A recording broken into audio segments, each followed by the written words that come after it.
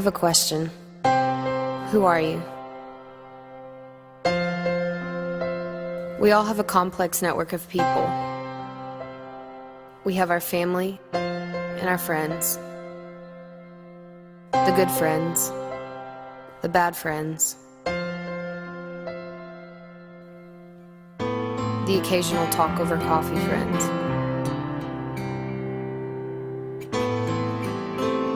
There are long distance friends and close friends.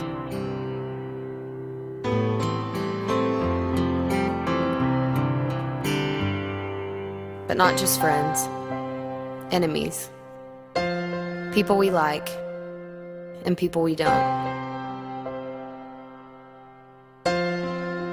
There's our bosses and our coworkers.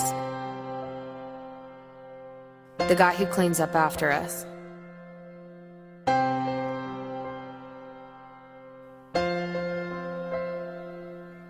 We all have affiliates and we all have acquaintances, but not just peers. Strangers, people we know and people we don't. We're surrounded by our contacts. Ever so often we have mentors.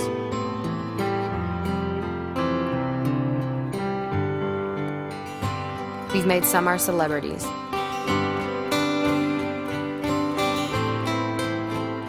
And others, we've made our idols. There are those who inspire us and those inspired by us, but not just the prominent, bystanders. People we watch and people who watch us. Every day we see the passerby and someone we'll never see again. Sometimes we bring a guest, and occasionally we have early morning, mid-afternoon, late-night rendezvous. The visitor, the newcomer, the foreigner.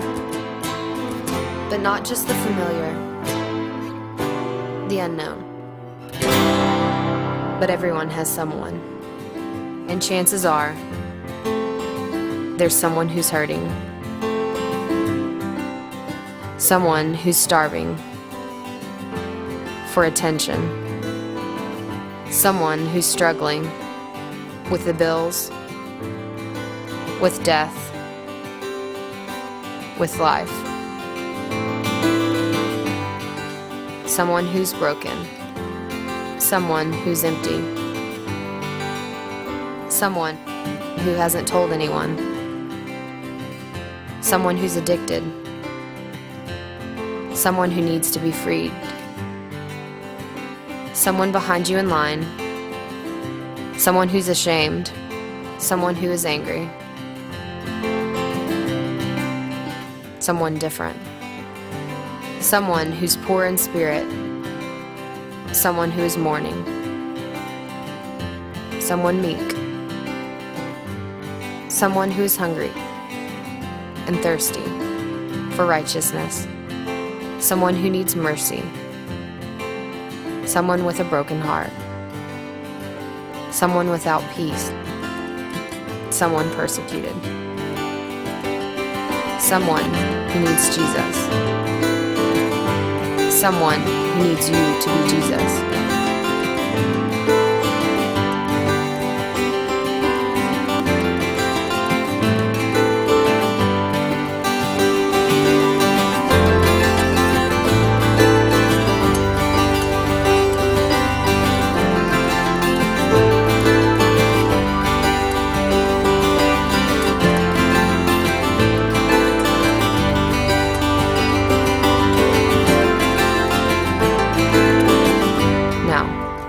I have a question. Who are you? My name's Jeff. I am sick, but I do have Jesus. It has not always been that way, though. Well, my mom and dad always took me to a church when I was young, but I never really took it seriously. I guess at about 17, I just said, screw it, and left, and kind of just did my own thing, partied a lot, a lot of things I'm not proud of, a lot of stuff that hurt a lot of people. When I turned 22, I became seriously ill, and I was still at that point caught up in some bad stuff, and if it weren't for that illness, I would have never changed. God worked through the sickness to bring me back to Him. This church family, this Hope family, reached out to me, and I turned my life back to a God on that hospital bed. I reached out to God, and I joined Hope. I'd say the last year I've been going to the prison with the Hope group, and I would have never done that back in my youth, but I feel compelled because I think part of me says that could have been me in there, some of the stuff I've done. So yes, my faith compels me to reach out to these people who have had some of the same struggles as I have, and I just hope that I can make a difference with that.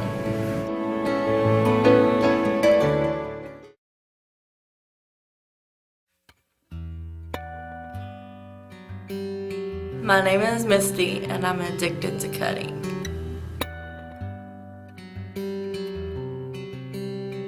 I've participated in self-inflicted violence, also known as self-mutilation. I have cut myself, I have overdosed, and I have attempted suicide by strangulation.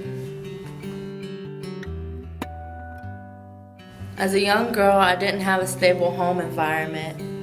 My mom had to work, and me and my brother got stuck with my sister, my older sister Laura, my mom's boyfriends, or at one point in time we had a babysitter. After a year, from age 6 to 7, he began to molest me. After a couple of months of that, he took it to the extreme. Before all this happened, I had this friend at school named Brittany. I'm telling y'all that because she played a big point to my addiction. A couple of days after my rape, I went to talk to Brittany because she hadn't gone to school. To make a long story short, that's the day I began cutting. I never made it obvious or noticeable.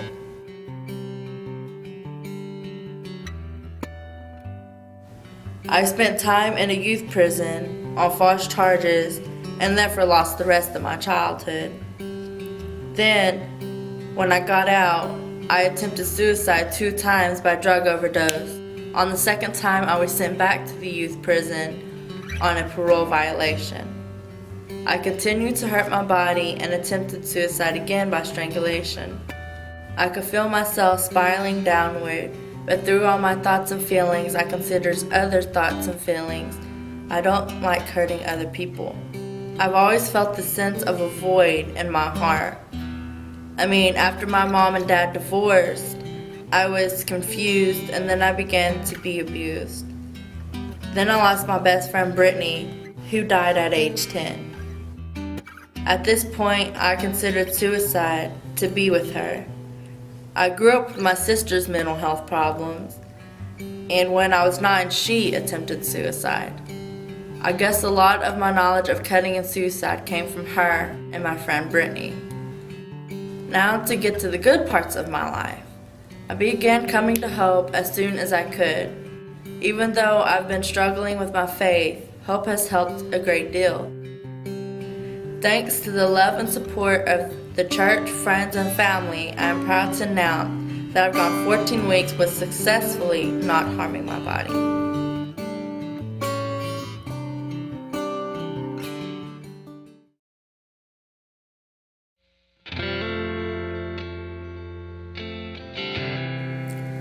My name is Craig, and I was thirsty. For most of my Christian life, I was a churchgoer, but just really unfulfilled. Before I came to Hope, I was a deacon in a big church, but I was just thirsty. for the community, for being a part of the people that loved you and wanted to love back. And I can remember the first time I came to Hope, one of the first things I noticed was just such a joyful worship service. And I really wasn't used to that, and it kind of caught me by surprise, but it was just so refreshing and fulfilling to be a part of that. And then I remember that first time, the invitation song, when there were people walking around praying with each other, and so many people came down for prayer requests, for praises, for all kind of stuff. And I remember thinking, man, this is what I want to be a part of. See, I was just kind of so thirsty for that, to have that intimate relationship with other Christians that, for whatever reason, wasn't getting fulfilled previously. Since then, I've met a lot of people that have been able to help me in my walk with God. I've grown closer to God, and I think I've helped them grow closer to God as they have helped me. I can remember a couple of weeks ago in our Tuesday Bible study, and I remember there were 8 people there, and out of those 8 people, 5 of those people had some sort of addiction in their past, and 4 of those people had served time in prison. And I remember thinking, man, this is the kind of Bible study I want to be a part of. People that want to be helped, people that want to help others. And I couldn't help but think, man, I think this is a place where Jesus would be. Hope has done a great job, the members here, and how the members and the elders allow the Spirit to work through them has really just quenched my thirst, and I get my cup filled every Sunday when I come here to worship.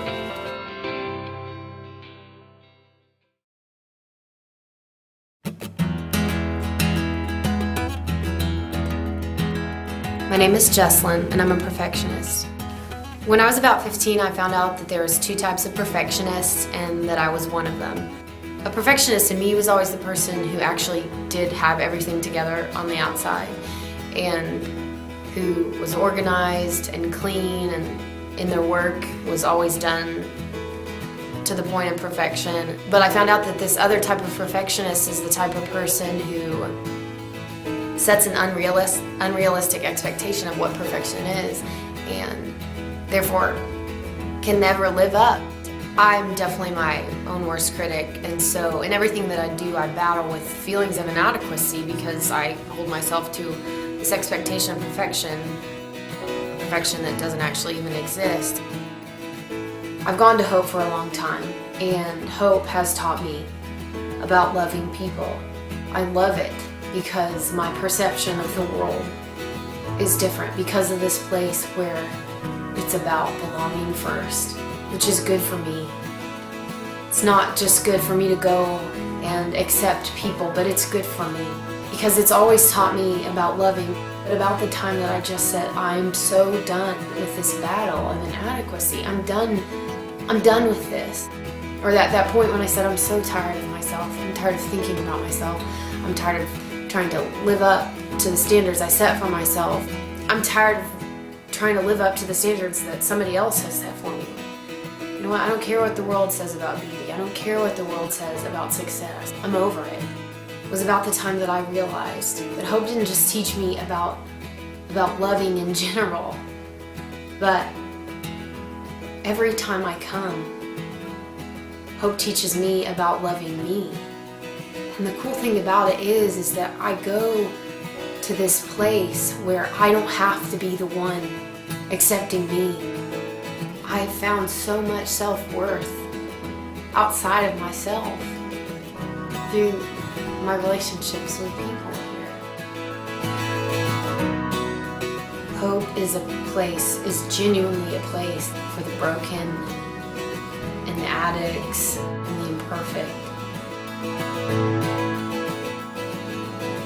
I fit in.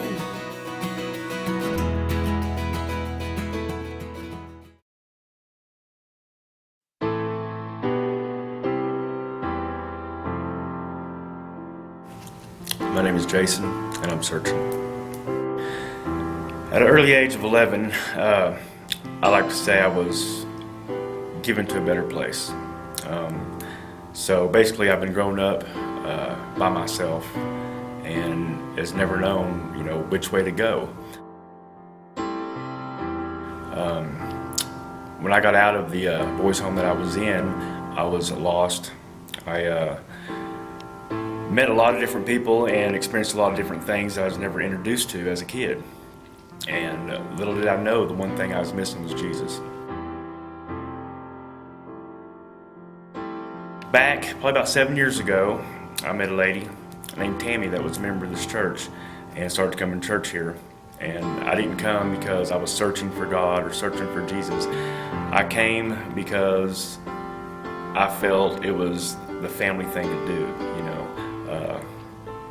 I'm searching for the family in my life, you know, searching for something to complete me. And all along, it's been Jesus. And I didn't get that for the longest time. Hope, Church of Christ, has been a blessing for me. I've been through a lot of struggles.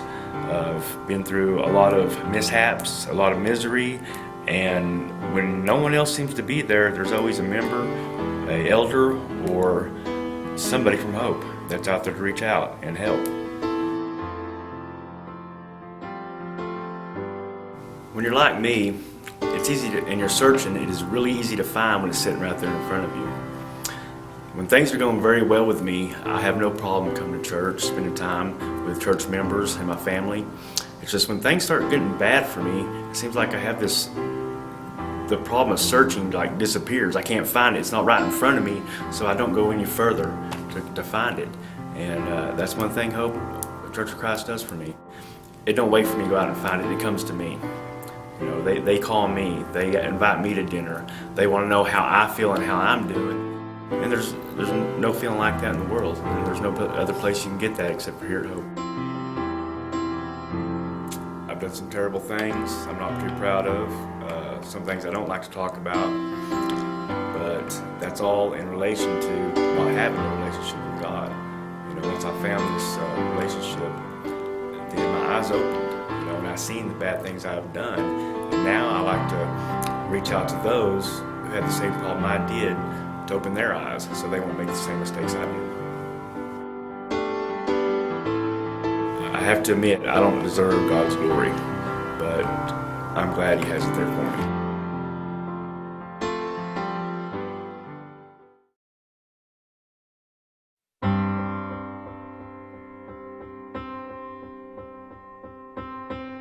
Yo soy Richard, esa es mi esposa Carla, y andamos perdidos.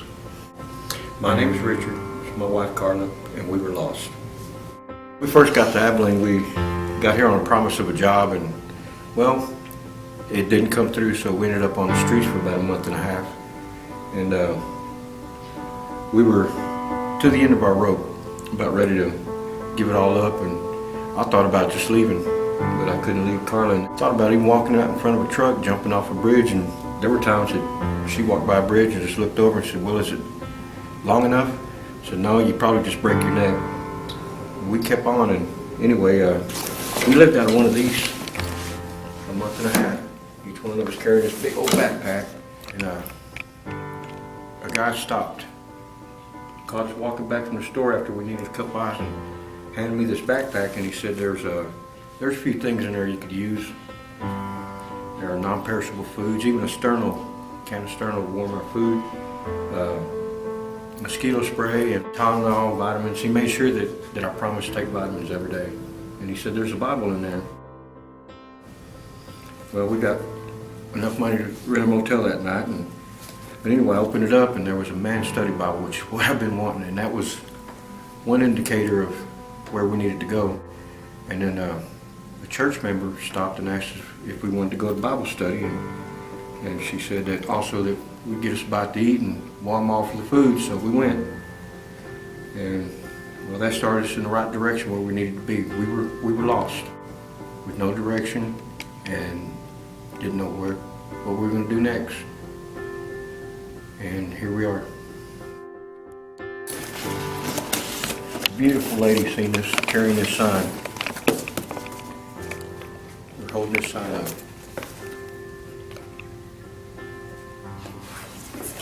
It's all right, baby. And asked us if we wanted to go to church or go to Bible study, and we did. And here we are. And I'm gonna keep this. I don't know what I'll do with it, but it's gonna be a reminder of where we were and where a person can come if he just puts his heart to it.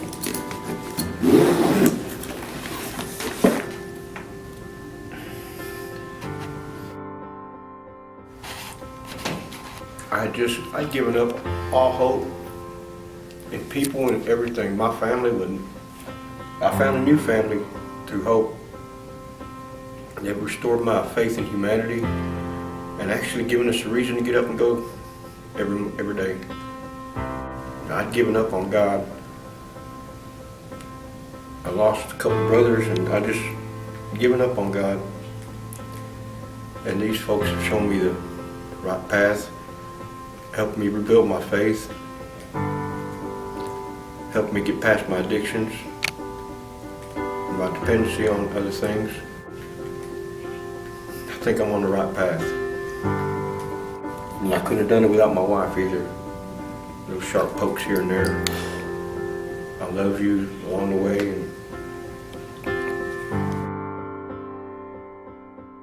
And I think I can see light at the end of the tunnel now. There's hope there.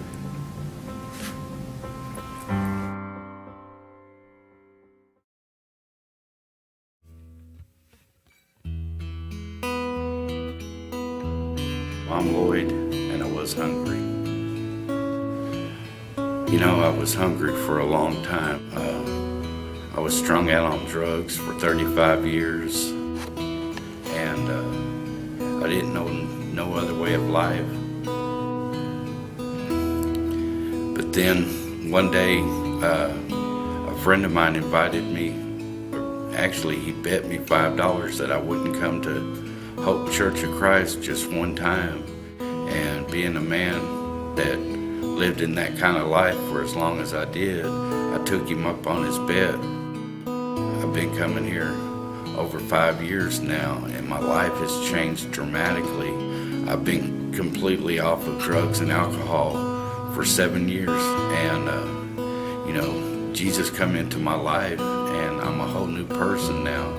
I have quite a bit of sickness and health-wise, but you know, I'm clean, and if Jesus takes me tomorrow, then I know where I'm going, and that's a whole new way of life and thinking for me. I was able to get my family back that I'd lost all them years, and I've got a new family now, and I've got plenty of brothers and sisters at Hope that when I have hard times and start that stinking thinking, that I can call them, and I know it doesn't matter what time of day or night that it is, that my family will always be there for me. I just want to talk a little bit about the illnesses that I have. I'm in the 4 stages of hepatitis C, and I'm HIV positive. Because of the HIV, I can't get a job. I'm a chef, and people just don't want people with my illness to be cooking for them. You know, I just want to say one thing about HIV is that people just don't understand it, and I wish that more people would take the time to either get on the internet or go to the health department and get literature on it, so that people wouldn't treat me sometimes the way they treat me. People at Hope know that I'm HIV positive, and I get more hugs day after day after day. I get more help day after day after day, and I just love the people at Hope because they understand me, and no matter what my problems are, they still love me, and I've never had that before in my life. When I was growing up, we weren't made to go to church, so I'd never gone to church before, and but I had that hunger inside me for a new way of life. I just didn't know how I was going to do it. I knew that I was wanting to be off drugs, and I was wanting to change the ways with people, places, and things that was going on in my life, and you know, I found it. Today, I'm not hungry anymore.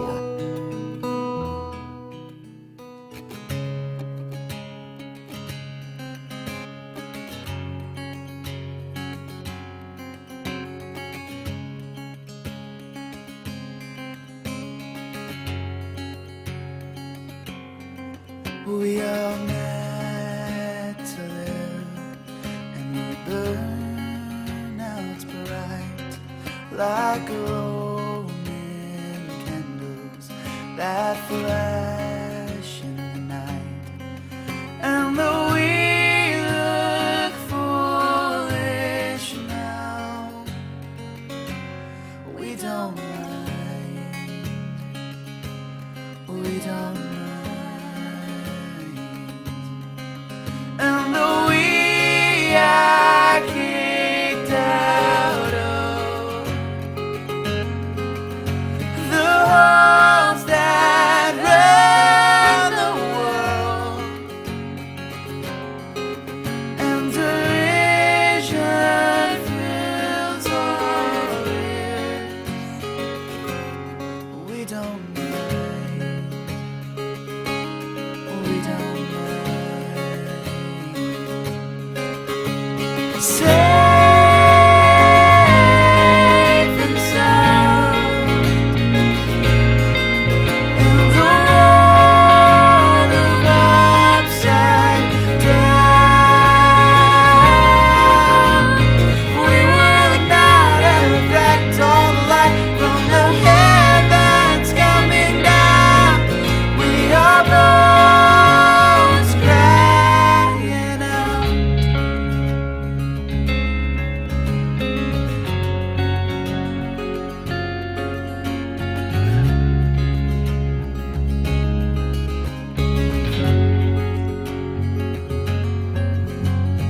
You see weakness, but we see strength.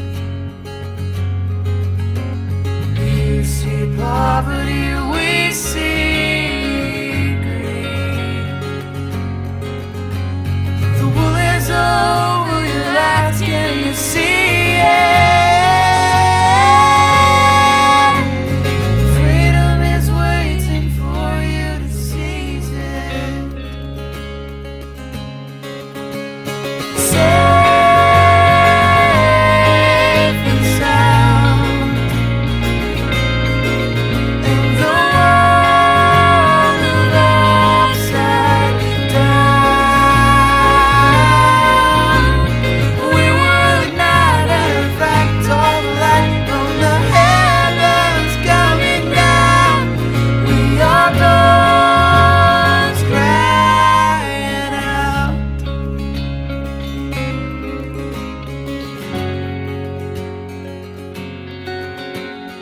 We are the outside chance, we are the hope, we are the ones who are willing to go